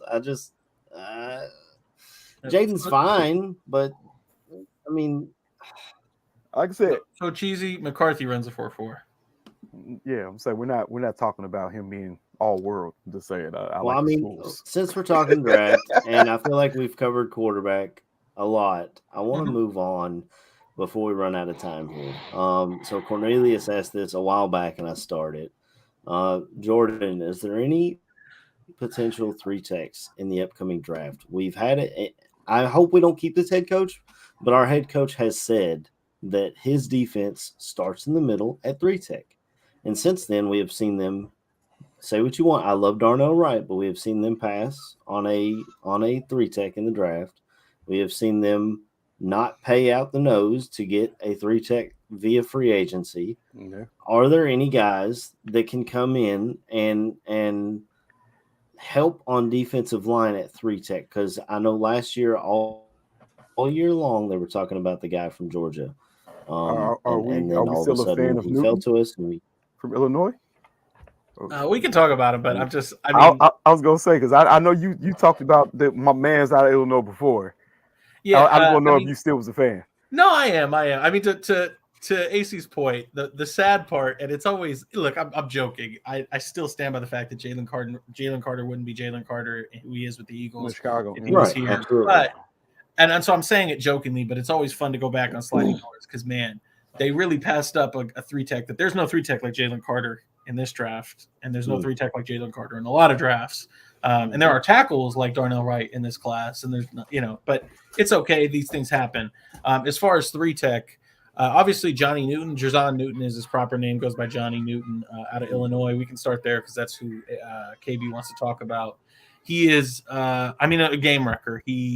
It's not Aaron Donald. It's not, but you know what guy I see, and I'll admit some priors, I didn't totally love his game, and I think he's shown out, and he's playing well as a rookie. Reminds me a lot of Kalijah Cansey from Pitt. He's a smaller, I don't want to say diminutive, but he's not a taller guy. He's about 6'2"-ish. Yeah, he's fine. Explosive, has a good pass rush set, has very toolsy hands, uses a rush plan, uses his hands well, disengages and destructs blocks incredibly well, chases down plays, is disruptive. He is probably what your first 3-tech D tackle off the board is going to look like.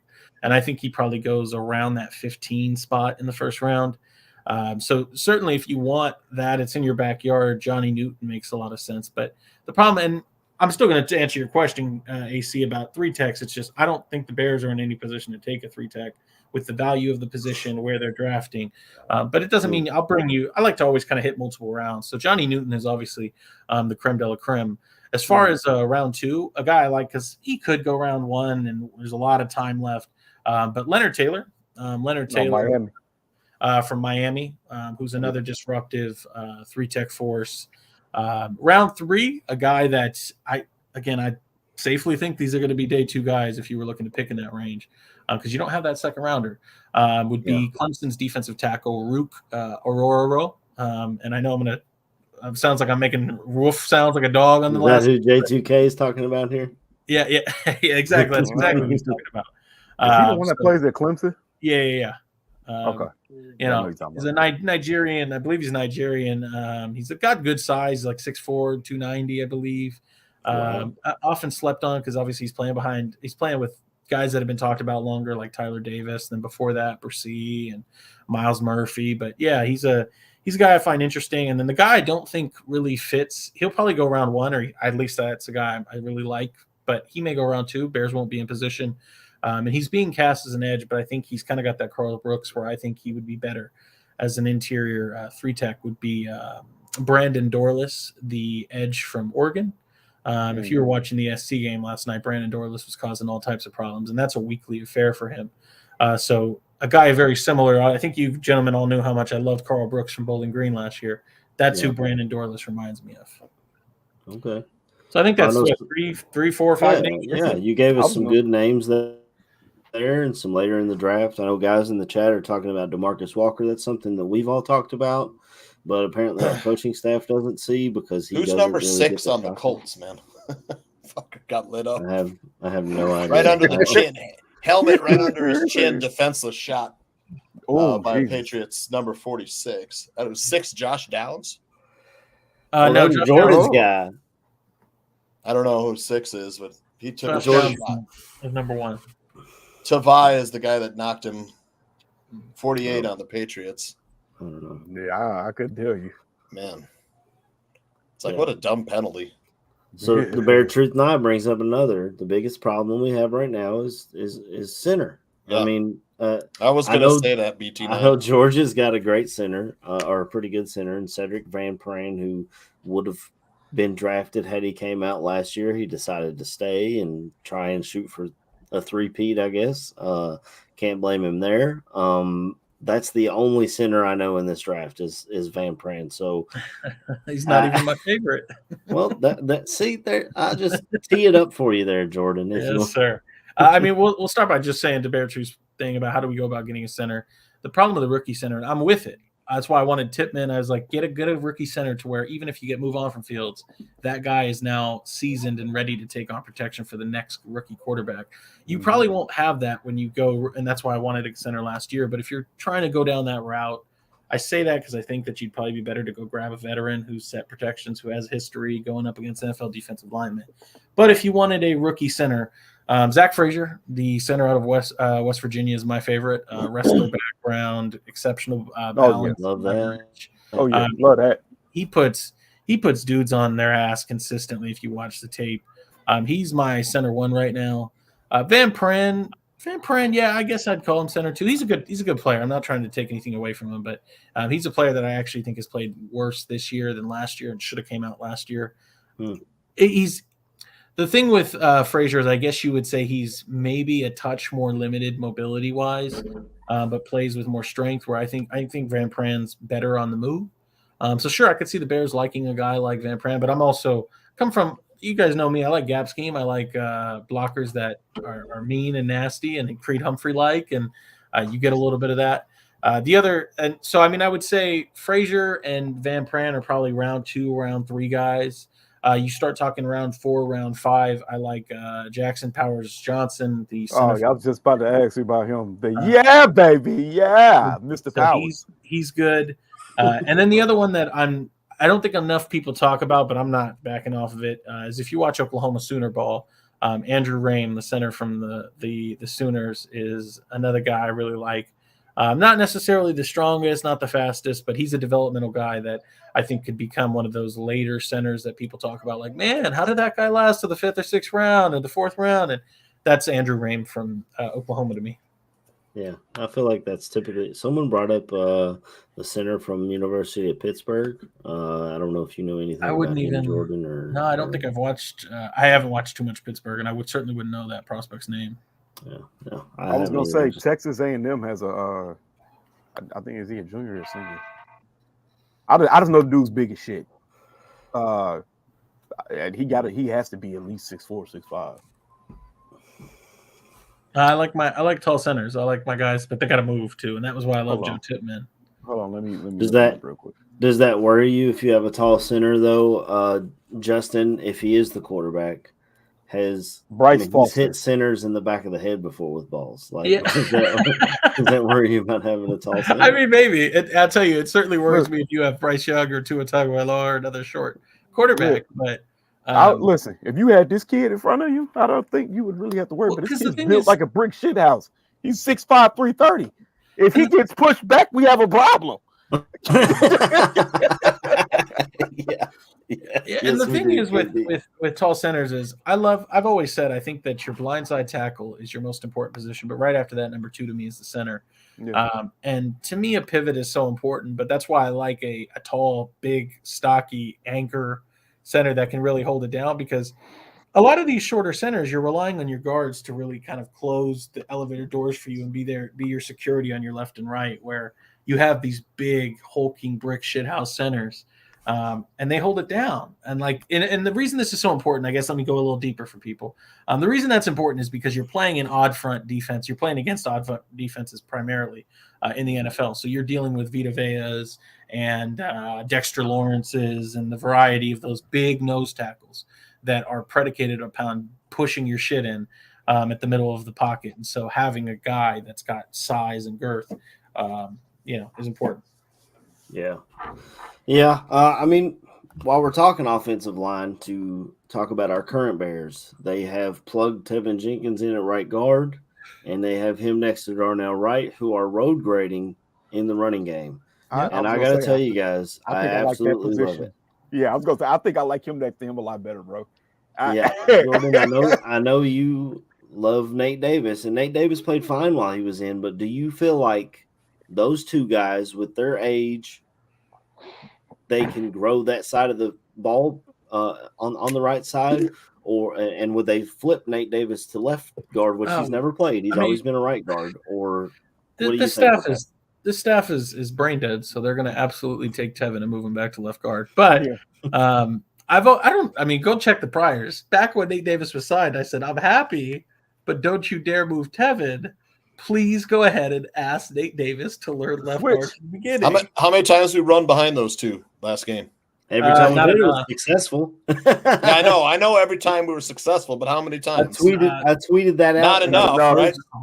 I tweeted that out in the first drive. Run behind Tevin and Darnell. Like, what are you doing? I'm gonna say this. Okay, this is because it is kind of jumping back to the center conversation. I know Jordan said it. He was like, you want somebody who's a veteran. Yeah. There's a guy that's coming out of Miami. Okay, fits the mold of the big center. Okay, Connor Williams. Yes. If there's a way that you can get Connor Williams is still young. Dude, probably be like 27 next year. Yeah, he's a good man. I was gonna say you put him next to Nate Davis. Like I said, Nate Davis needs to go to the left side, bro. Yep. I'm sorry. There's no way in hell you can move Tevin Jenkins from the right now. There's no way. They're gonna do it. The other side of right and run the ball. Yeah, exactly. So this is not hard to figure out. From the Dolphins, you said Miami. Is it from the Dolphins or the college Miami? The Dolphins. Like I say, I'm talking about a veteran. Okay. Like I said, dude 6'5", bro. I mean, not what I say, 6'5". Yeah, 6'5". 6'5", 300 plus. You want a big center? I mean, he anchors pretty well. I like Connor Williams, and I do think he's probably a better fit for this style of offense. They want their centers to move freely. But as far as like free agent centers, the guy I'd have eyes on is Tyler Biotish, the center from the Cowboys. The badass from fucking. I didn't know. I didn't even know he was a free agent coming up. Yeah, Tyler Biotish isn't. That's number one then. So he'll be a free agent next year, Jordan. Yeah. Tyler. Yeah, they ain't got no money either. Yeah. They ain't got no money either, bro. I've seen enough Lucas Patrick to last me for the rest of my life. That's a tough one. I mean, I'm not standing for Lucas Patrick, but he has plenty of issues. But I also think he is the punching bag for all the Bears fandom. He's always falling. I get it, but he is better than Cody Whitehair. He's better than Trainer. He's like, But that's a low bar. Well, I get it, dude. But this whole team is coaches. Like I was talking to Aldo after the game. The coaches are terrible. Well, he was like, "What do you think about this player, that player?" And I'm like, "Well, I don't." Luke Getsy was the one we were talking about. Aldo and I. He was saying, "Well, what do you think about Luke Getsy?" And I said, "Everybody wants to bag on Luke Getsy, but Luke Getsy has enough plays that people are running open. He has occasional exotic plays. They're not enough. He's also been playing with quarterbacks that aren't hitting those open receivers, so it's hard to just bag all on him." But I said, at the end of the day, and we were talking about Chris Morgan too, like, do you think Chris Morgan's a good offensive line coach? I said, they're fine. They're good. They're, the 21st or 22nd or the 18th best coach in the league. But that's not what you want. You don't win Super Bowls having the 18th or the 21st or the 20th. That's not how you win games. So, and to your point, Tooch, you're absolutely right. It doesn't say much to have Lucas Patrick as your starting center, which is why you do need to upgrade. But I'm just saying, in a team full of, we're middle of the pack at best, Lucas Patrick, you could do a lot worse. Based on that's your ceiling of we're just trying to hit 18th best in the league. Yeah, I think Swifty had either our last show or the show Bare the Souls on Tuesday, where he said the offensive line has had a ton of injuries, and he's not wrong. I mean, we do have starter quality on our offensive line. They just haven't played together. I mean, you would keep Darnell Wright, you would keep Tevin Jenkins. You need a new center. You'd keep Nate Davis, and then Braxton Jones. You're still kind of evaluating him. I don't know. Greg Gabriel loves him. To me, he's still a little light in the pants. But I was going to say he has the tools that you would love to have in a left tackle. You can get by with Braxton Jones. If you're drafting Ola Fashanu, what happens to Braxton Jones? Well, even Fochisi said that earlier in the chat that Fashanu, and he's a Penn State fan, so he's seen him every week. He says he's still got a lot to work on. So even if you bring in a rookie left tackle, then you're going to have two young guys both trying to learn. I mean, you're right, I like Braxton a lot. Can Braxton snap? I do too. I wanted to say that, KB, and I don't want. I know. Can he snap the ball? He probably snaps better than Whitehair. I'll tell you that. I don't think you can anchor enough against the bigger. No, defensive tackles. That's the thing with Braxton Jones. And I'm not even like the biggest Braxton Jones fan. That belongs to Skokes and a bunch of other people. But I mean, give the man his roses and give him credit where it's due. Yeah. I had legitimate questions on how much can you really improve your anchor. Yes, you can do some leg squats and you can build your strength up. I will give that man credit. He has been tested with the bull rush plenty. Yeah. And it's not that he looks like a world beater, but he's not getting his shit kicked in the way it was last season when he's bull rushed. And that is impressive for the young man. Yep. Hey, man, I said he was from a very small school. Yeah, he was. Yeah, Southern Utah. Yeah. I said this during there's high schools that have better gyms than I said it during the off season, bro. I said what the Bears need to do is they need to get the three in the middle fixed, because that first pocket is going to start there. If you can get them not being pushed back into Justin Fields' lap or whoever the hell is going to play quarterback at this point, then you stand a good chance. Right now, where we're lacking at a lot is the center. You get the center position fixed. Yeah, 100%. Maybe like I said, maybe Braxton does take the next leap. Like I said, we have 7 games left. To me, the best thing that can happen for the Bears is Braxton Jones and Justin Fields to come in and play lights out the rest of the year. Look like they are the fixtures at their position, because then that gives you the operating room to do what the fuck you need with those 2 top 5 picks. Yep. But So I'm going to go out and just look. I came on the show here today and I said that the most important things we got to do is evaluate the coaching staff. But to me, I don't have to. I just think I'm Poles done with them. and I'm done with them too. Completely. And maybe Poles and Warren are done with them too. I don't know. But I mean, if they haven't Seems seen to love him some Eberflus. I don't exactly, but he could I just hope be not. saying that because I mean, look, Yeah. Bears fans always come to the realization before Bears management that the coaches suck. Isn't that terrible? It is just terrible. You know? And the thing we have to do is evaluate Justin Fields because he is one of our top commodities. And you have to if you're not done with the coaching staff, you got to evaluate the coaching staff a little bit more. But look, our next 3 games are against division opponents. And after that, we got the Browns. Yep. Next 4 games are going to be tough, man. So we got the Lions twice, Vikings, and then the Browns. I mean, if those 4 games don't tell you something about either the coaches or Justin Fields, Poles and Warren are doing something wrong. It's such a bummer. I've literally been thinking about this all season, and I mean, because I tell you, I'm out on the Bears, and I'm ready to switch franchises, and I'm serious about all that shit. But I've been thinking about it the whole time.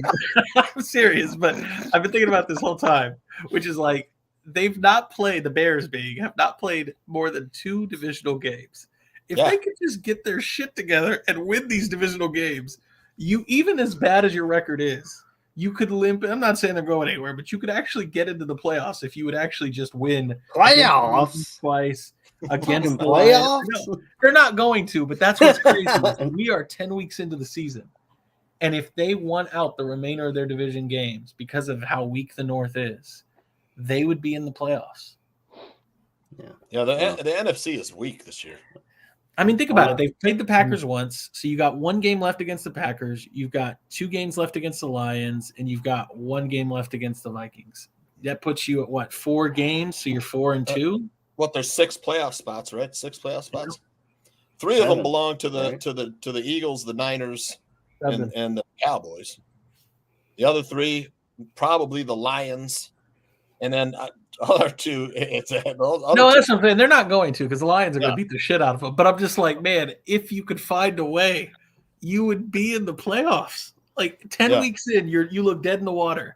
But if you found a way to just win 4 more games, you'd be there. You could lose every other one. My biggest concern with that is if they win some games on the back half, they're going to keep the coaches, and the coaches are awful. We all know. I'm afraid you're right. Well, they're asking if you're bored in the chat. I know you don't know a ton about prospects, which is why you were kind of quiet during that segment. But you can talk a little about this offensive line, what you're looking for in the second half of the season. What do you think the future of this season, the back half of this season? What do you think it looks like, and what are you looking for in it? No, you're asking me. Sorry. Yes, UBC does. I mean, regarding the regarding the offensive line, obviously the centre's a massive need. I mean, I can remember watching the game on Thursday night. I saw Patrick absolutely get shoved right on his backside. He had to do like a little bit of a cartwheel, which I thought, well, that's very good for our centre. I'd like to see.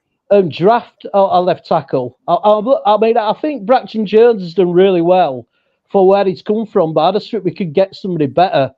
I'd like Tevin to stay on the right hand side, but like you guys have said, has Nate Davis done much on the left? Is he willing to do that? I mean, I think really that it's. The remaining games is all it's going to show us. Are they going to keep Fields? Are they going to draft a quarterback? Are we going to have the coaching staff coming back? I mean, I've got a really sneaky feeling that Eberflus might be back, but Getsy might get fired because like Eberflus could say, "Well, I've got our defense playing well, so I am turning that side of the team around."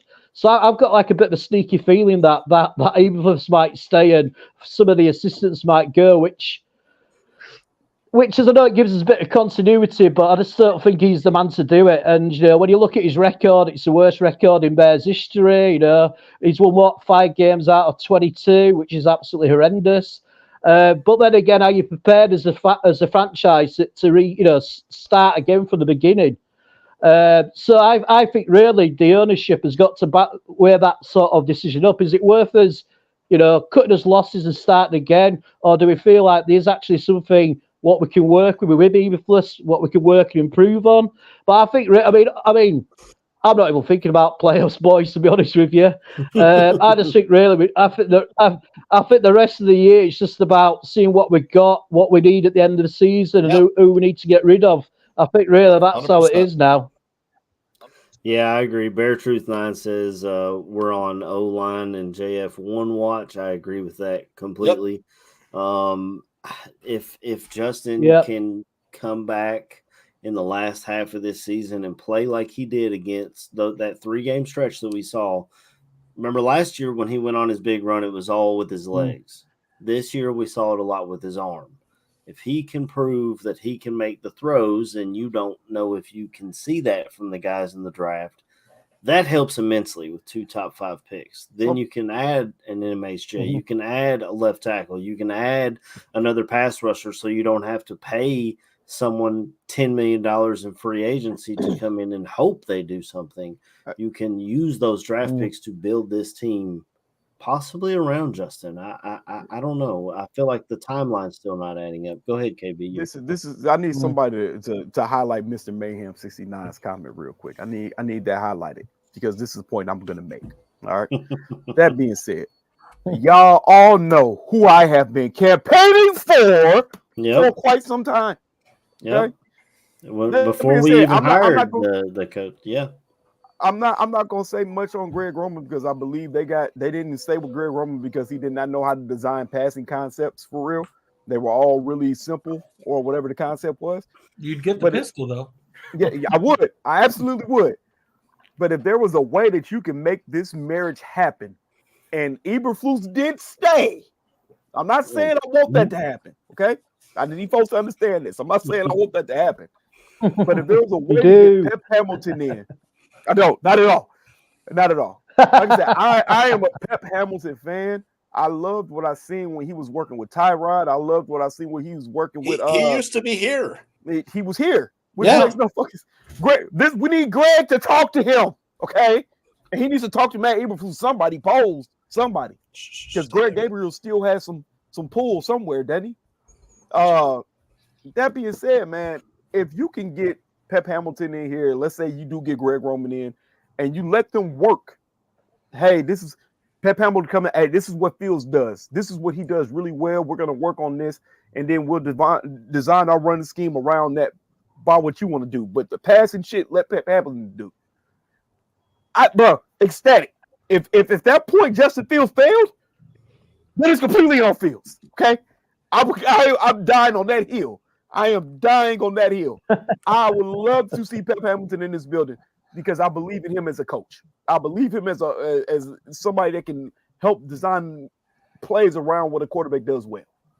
So if you could do that and you kept Eberflus, I wouldn't come, burn down. You guys are better than me. Eberflus, I'm out. I can't do this. That's it. Like I said, I would be completely out on Eberflus coming back. I am.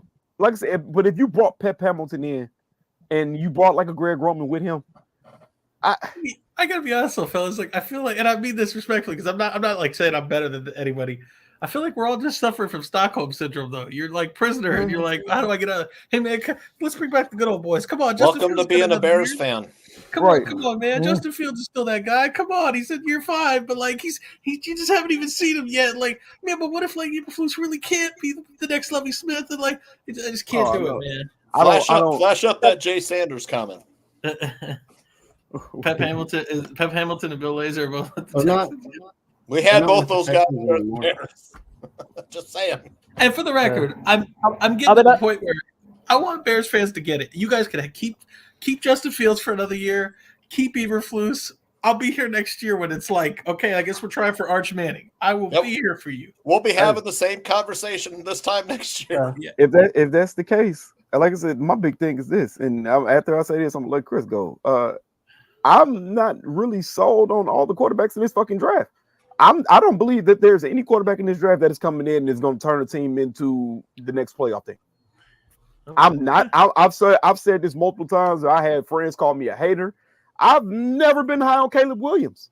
Jay Sanders, my man.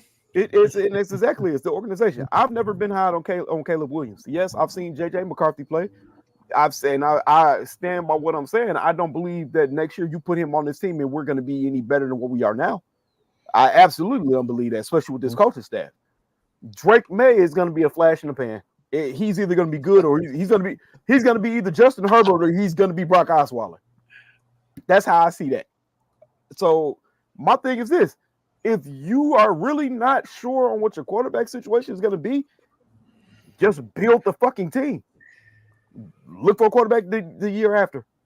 Because if we're going to be trash next year because Fields sucks, then what are we doing? It's going to be Fields the same doesn't shit. suck, though. I mean, if he's anywhere else, he'd probably be awesome. It's, We've ruined quarterbacks here with the management, the ownership, and the staff. And it's kind of like what AC was saying, bro.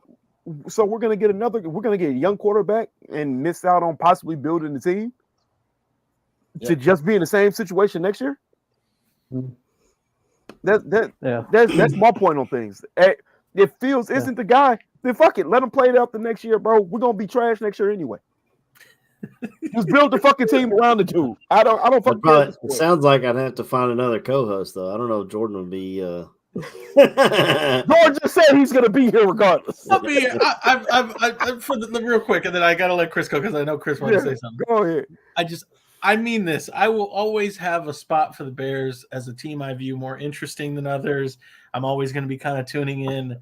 But, yeah, and I don't know if this means that I can't be on the show anymore. I love you fellas. I can't be on the show anymore. But I don't see a world where I'm coming back and rooting for the Bears. I'm over here actively planning like, well, the Raiders seem kind of interesting if they get the right guy. No, not the Raiders. I'm serious. I'm like, well, maybe I could be a Will Levis fan, and maybe if they get like, I'm a Will Levis fan. I got his Kentucky jersey. So I'm like, what if we came out of the draft with this, Jordan? Do you think we have to draft a quarterback round one?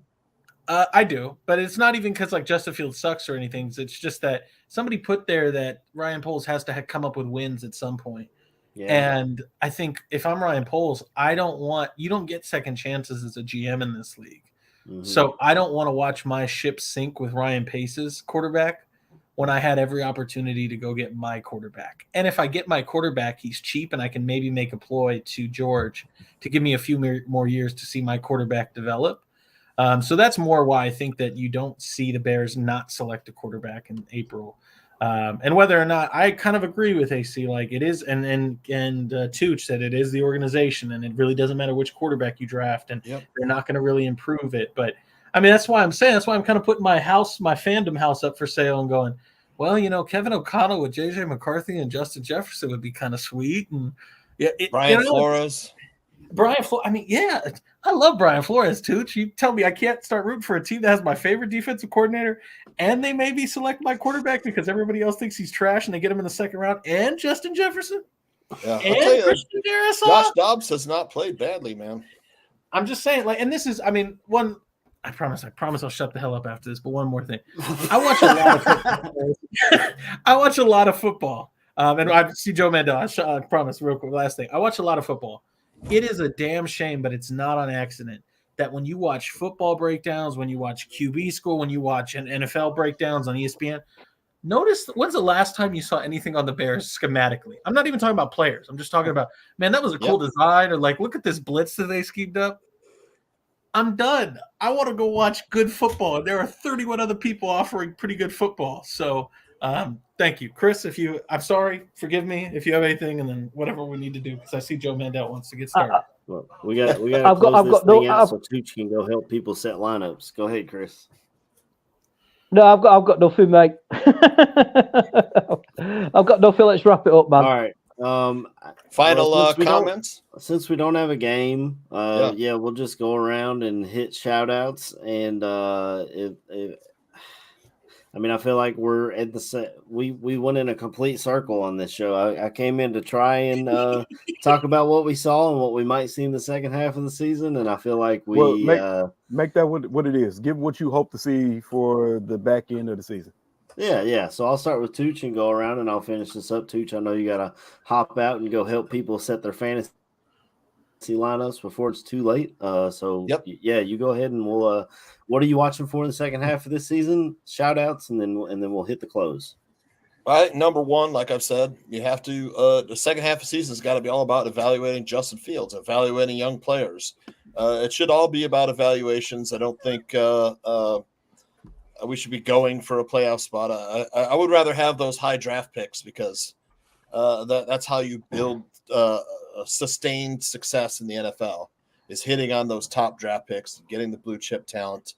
To me, if you have the Panthers have the number one overall pick, we have that. You have to take the absolute number one best pick in the draft, I think, regardless of position. I mean, if it's Marvin Harrison, you draft Marvin Harrison, So that's the second half has to be. I'm out on the coaching staff. I don't care if they're back next year.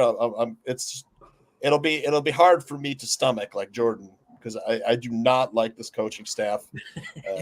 And Ryan Poles, I'm still kind of out on too. I don't think he's that great of a judge of talent. And if we're looking at the draft, we have to find a center. We need a playmaker on offense, another one. And you have to get a safety that that a playmaking safety. Ball hawk, hard hitter. That stays on the field. Exactly. And then come see Fantasy Football Goon. I got to get out of here, and I will see you guys next week. Thanks, Tooch. All right. Thank you, Tooch. See ya, Tooch. Go ahead, KB. All right, man. Real quick, what I want to see, I mean, it's kind of like what everybody said. First of all, I want to see growth from Justin Fields when he comes back. I would love to see the continued position change from Tevin Jenkins to staying at right guard, and I really need to see what happens with Braxton Jones, because, like I said, to me, the best case scenario is if Braxton Jones and Justin Fields pan out, because that gives you the ammunition to build around and build his team up. As far as the defense, you just want to see somebody emerge as a legit pass rusher at this point. Sweat does give you the pressures, which is a good thing. So we got to see where we go from there. That's just what I want to see for the rest of the season. Like I said, I'm just interested in the O-line play and the quarterback play mainly. Then let's see what happens with the defensive line. And my cousin being healthy for the rest of the year. Yeah. That also being said, shout out to everybody in the chat, man. Thanks for y'all jumping on here with us, even though we didn't have a game today. We didn't really talk much about that game, and it wasn't really much to talk about. That's just the honest to God truth. Two bad teams playing against each other. It is what it is. Shout out to you boys, man. Love y'all boys, man. I love the fact that we can all have different opinions about things, and we all still got each other's back and love each other, man. That's what the show is about. That's what good banter is supposed to be. That's what makes a good show. So yes, like I said, shout out to y'all, man. Shout out, and also shout out to Gandia, man. Pulled through his surgery really well, and everything seems to be looking good for him, man. So we're 1,000%, 1,000,000% vaguely happy about that. So like I said, I love you boys, love everybody in the chat, man. Absolutely. Go ahead, Jordan. Absolutely. Fellas, always appreciate you. It's always a good time, and I think KB really hit it home there that we always do support each other, even if we don't see the game the same way. That's why I think this sport is fantastic. That's why I think people are interesting. If we were all doing the same thing, we'd all be pretty bored. So very, very happy to always be on here with you and talk ball, talk chalk. Chad, always appreciate you being here. I hope you had a good time. Do all the things that make Mr. Gandia, speaking of which, and we are happy for him. Keep the channel, keep the lights on, like, subscribe, leave comments, get all the algorithm happy. Get it jazzed up, and then I think as far as the Bears, all I'm looking for is development. I just want to see, can we see players actually take steps forward? I don't care if it's O-line, I don't care if it's the kicker, I don't care if it's the punter. Just can you get some level of development? So other than that, have a blessed week. I hope everybody enjoys. God bless you all, and we'll talk, I guess, pre-Lions beatdown of the Bears next week. Don't say it like that, Jordan. I'm honest. Go ahead, Chris. I just want to say, always a joy to be with you boys. And I haven't really said much today, but You know, I don't watch college football, so to me, I'd rather just sit here and listen to you guys and take it rather than just talk bullshit for no reason at all. But yeah, so but my assessment of the Bears is just like Jordan, so just see if the team develops, you know, if they keep improving, and the important players, what we need to see improve, do improve. I'd always shout out to the chat. You know, you are one of us. We're all the same. You know, without you, don't be sure. And yeah, it's just glad to hear that Aldo he pulled through all right. I had a text. I asked him, did he have to shove the surgery up his manhood? And he said, luckily, no, it was just his groin. So that's a blessing, because who wants anything shoved up the penis? So yeah, everybody have a good safe week, and like on until Detroit next week.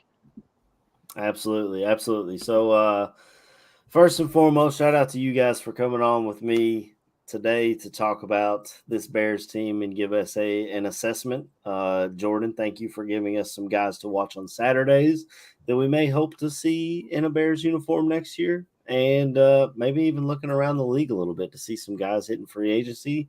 I didn't realize Badass was about to hit free agency, and I will never say his name correctly. I will always say Badass because that's what I said when I saw him drafted. So, yeah, definitely thanks for that. Shout out to the chat. They were on fire today, giving us topics and their opinions. Always valued, whether we agree with them or disagree with them. It gives us things to talk about, you know, which is always fantastic. Just like Jordan said, stick around here on Ballroom Network. Goon and Tooch will help you set your lineup with Adam Schaum if you're a fantasy football player.